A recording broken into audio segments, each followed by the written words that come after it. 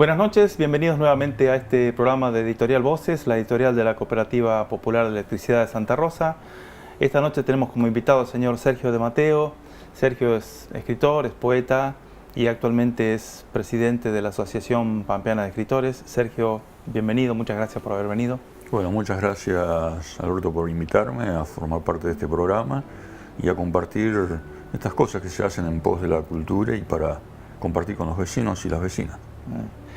Bien, vos sabés, la editorial Voces tiene una tarea editorial básicamente de obras literarias y musicales, y este programa procura, digamos, difundir un poco esa tarea, pero también procura abrir un poco el espectro y mostrar distintos aspectos de la cultura pampeana, y era como una obligación prácticamente, además de un placer, invitarte a vos en tu condición tanto de escritor como de presidente de la APE, que por cierto también es una institución bastante antigua de la ciudad, hoy por hoy se puede decir, ¿no? La APE fue fundada aquí en el 83. Sí, 83, 84 entró a funcionar. Claro. O sea que es melliza de la democracia argentina. Sí, es así. Yo creo que acumula un montón de cuestiones que tienen que ver justamente con la democracia, y mucho más es significativa por los hombres y las mujeres que han participado, que sufrieron justamente la persecución, o como en el caso de Ana María Lasalle, que estaban en las listas negras, ¿no? Sí. Igual, no nos adelantemos, ya vamos a hablar un poquito del APE, pero antes me gustaría hablar un poquito de vos.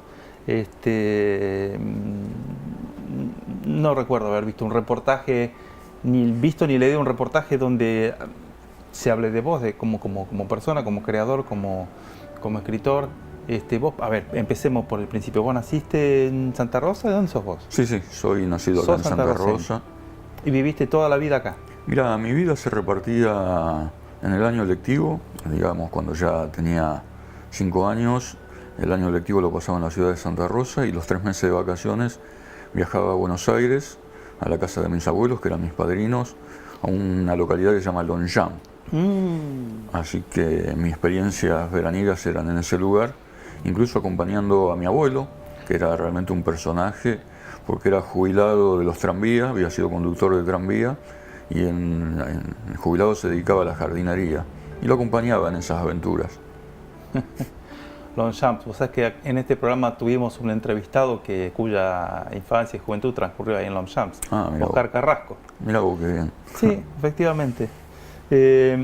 Y bueno, ¿y tu vocación literaria cuándo aparece? ¿Cómo aparece? ¿Había un contexto familiar así que ayudara a eso? ¿Cómo es? Mira, el proceso que puedo decir que tiene que ver con la educación formal, mucho no me entusiasmaba la lectura. Ya sabemos los autores que siempre nos ofrecen, ¿no? Me imagino, Miguel Cané, ese Exacto, todo eso. Pero mis abuelas, ambas, me entusiasmaban regalándome la colección Villiquen y la hermosa colección Robin Hood, y eso de alguna manera despertaba mi avidez de lectura. Y luego mamá, mi vieja, trabajó muchos años en la biblioteca de la Cámara de Diputados, que llegó a conducirla, y ella también fue uno de los canales, ¿no?, por los que a uno le llegaba ese amor a la lectura, a los libros, a los archivos. Y digamos que mi decisión de dedicarme ya a escribir dentro de un formato ya pensándolo a lo Horacio Quiroga, ¿no?, como una cuestión profesional, fue cuando me fui ya a vivir a Buenos Aires. La nostalgia, la distancia, me llevó a volcar en la página en blanco algunos pensamientos, algunas ideas. A ver, o sea, ¿empezaste escribiendo alguna forma de narrativa entonces? Sí, a volcar pareceres. Y el descubrimiento, bueno, inmediato que me voy a Buenos Aires, entro a trabajar en una librería Huemula, ahí en la avenida Santa Fe. Me relaciono con algunos jóvenes que también estaban estudiando allá, y empezamos a intercambiar figuritas, ¿no?, nombres, autores, y yo ahí descubro la poesía. Mi primer libro de poesía que compro con mi dinero ganado trabajando es Una temporada en el infierno de Rimbaud. Así nomás. Vaya comienzo. Sí. Pero bueno, eso también surge de los intercambios, de las charlas que teníamos. Y para ese entonces ya habías empezado a escribir poesía también. Y yo me volqué a la poesía, más allá de que algunas traducciones, algunas versiones, como la de Celaya, La temporada del infierno es prosa, ¿no? Prosa poética. Pero sí, yo creo que sí, que me tiraba la cuestión poética, ¿no? Y en general, estoy medio errado en decir que tu obra literaria se circunscribe a la poesía y el ensayo, digamos, no has vuelto a recaer en, o no has publicado al menos narrativa que yo sepa. No, tengo algunos cuentos, un intento de novela, que ha fracasado bastante, la he corregido varias veces y no me entusiasma. Ajá. Pero sí, me he volcado definitivamente estos últimos años a la poesía y mucho más todavía a la crítica literaria. Es más, he focalizado en una relectura de la literatura pampeana y también estos últimos 15 años, también a raíz de la publicación de la revista Museo Salvaje, he trabajado mucho lo que es la literatura patagónica, la poesía patagónica. Es más, la idea surgió al participar de algunos congresos con otros escritores, con otros profesores patagónicos, de empezar a construir una crítica patagónica.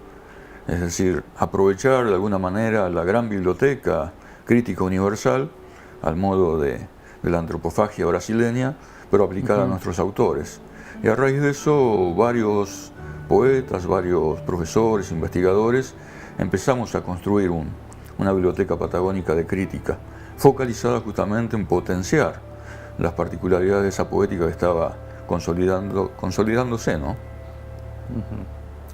Ahí, tu respuesta ahí me lleva a dos preguntas distintas. Por un lado, tu dedicación a la crítica tiene, por supuesto, como fundamento tus estudios académicos de letras, ¿verdad? Sí. Que llegaste a concluir. No los terminé. No los terminaste. ¿Y fueron en La Pampa o fueron en Buenos Aires? No, una parte lo hice en Buenos Aires. Ajá. Y la otra parte la hice acá en la provincia. Y bueno, para mí realmente llegar a Santa Rosa y ir a la Universidad Nacional de La Pampa y encontrarme con profesores y profesoras de esa catadura, entre ellas Dora Batistón, ¿no? José Maristani, Graciela Salto, La Pati Redondo, Daniel Pellegrino, Jorge Warley, que venía de Buenos Aires, te abren perspectivas para reaprender, ¿no? A leer y también para trabajar sobre los textos que a uno lo entusiasman. La segunda pregunta tiene que ver, mencionás tu revista Museo Salvaje. Museo Salvaje y Che, que es una revista anterior tuya, ¿hay una continuidad entre ambas? ¿Por qué cambió el nombre? ¿Cómo es esa historia? Bueno, eso es interesante, ¿no? Generalmente las generaciones generan grupos de interés, de lecturas, de participación en la comunidad, y la revista esta se funda con varios jóvenes santarroceños que hablábamos justamente de la cultura pampeana, la cultura santarroceña, de la literatura, de la música, incluso de la política. Y Che, Artes y Culturas en Apyayala apunta justamente a una mirada desde nuestra generación, donde estaba Rolando Tambuzzi, Marcelo Aromando. Es una revista que surge con una mirada, con esa amplitud, ¿no? Y como sabemos, también en los grupos hay discusiones, hay debates y se disgregan. Ese grupo duró 4 revistas, digamos. Ajá. Y cuando termina el Che, en realidad no termina, se refunda en Museo Salvaje. Una revista que tenía una idea de trabajar más específicamente sobre poesía, y justamente yo empezaba a participar en estos encuentros, congresos en diferentes universidades de la Patagonia, de diferentes ciudades del sur argentino, y decidí focalizar todo el trabajo crítico y todo lo que se publicaba en la revista desde La Pampa para abajo. O sea, de La Pampa a Tierra del Fuego. Más allá que siempre hay algún excéntrico, ¿no? Yo creo advertir una continuidad entre Che y Museo Salvaje, aunque los nombres francamente dan pautas muy distintas, ¿no? Che, por supuesto, es un nombre que evoca, digamos, una connotación política muy fuerte. Sí. Y Museo Salvaje, en cambio, nos remite a Olga Orozco, que casi podríamos decir está en las antípodas, digamos. Olga Orozco no es un personaje político, al menos no en el sentido tradicional de la palabra, ¿no? El Museo Salvaje, por supuesto, está basado en Don Luca Orozco. Pienso que yo te conocí a vos en ese momento y a raíz de esa actividad tuya como editor y como agitador, como facilitador de la cultura. Esa ha sido una marca tuya permanente, ¿verdad? El trabajar en la generación pienso también en tu obra como promotor de la obra de Bustrias Ortiz, y eso es algo que ha continuado con vos. De hecho, en algún momento continuó incluso en la función pública. Vos, habiendo estado de ambos lados del mostrador, ¿dónde te sentís más cómodo? ¿Te sentís más cómodo como un francotirador independiente o como alguien que tiene la chapa de funcionario y que tiene el presupuesto y que tiene los medios del Estado para operar en la cultura? Mira, es interesante la pregunta que me haces, porque todo tiene que ver con los procesos, ¿no? Yo durante muchos años trabajé desde afuera del Estado, a veces buscando la financiación. Ha habido personas como fue Norma Durango, que nos permitió a muchos jóvenes concretar muchos objetivos, pero siempre desconfiaba de ese Estado, pero el Estado aquel neoliberal que conocimos de la década del 90, ¿no? Uh-huh. Por lo tanto yo desconfiaba y prefería trabajar desde ese lugar, ¿no? Desde proponer, buscar financiación y concretar objetivos que tenían que ver justamente con la difusión de autores que a mí me interesaban. Y cuando tuve la posibilidad de ver este proceso, ¿no? que se vivió en la Argentina y que se vive en Latinoamérica, este proceso que está vinculado mucho a la Patria Grande, que tiene que ver justamente con esta idea de la revista Che, de la revista Museo, vimos que era posible desde el Estado también generar hechos concretos que beneficiaran tanto a los vecinos, a las vecinas, pero también a los artistas.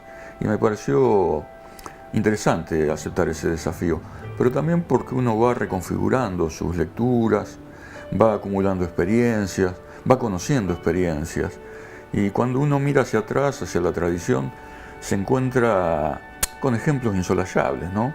De hombres que vienen del campo del arte pero aceptaron el desafío del campo político. Qué sé yo, nombrar a José Martí, nombrar, qué sé yo, más contemporáneos, se me viene a la memoria Pacurondo en la Dirección de Cultura de Santa Fe. Pienso en la Revolución Sandinista y hay dos escritores, uno que es novelista, que fue vicepresidente, que es Ramírez, y el gran poeta, ¿no? Ernesto Cardenal. Y más acá en el tiempo, si buscamos también, encontramos que a Ticio Escobar en Paraguay acompañando a Lugo, o a Gilberto Gil acompañando a Lula. Y acá en la Argentina, bueno, con la creación del ministerio asume Teresa Parodi. Entonces yo creo que uno también acepta que a veces desde estos aparatos, ¿no? Estos instrumentos que son el Estado en este caso, puede generar hechos concretos que beneficien y consoliden una mirada y una construcción cultural, ¿no?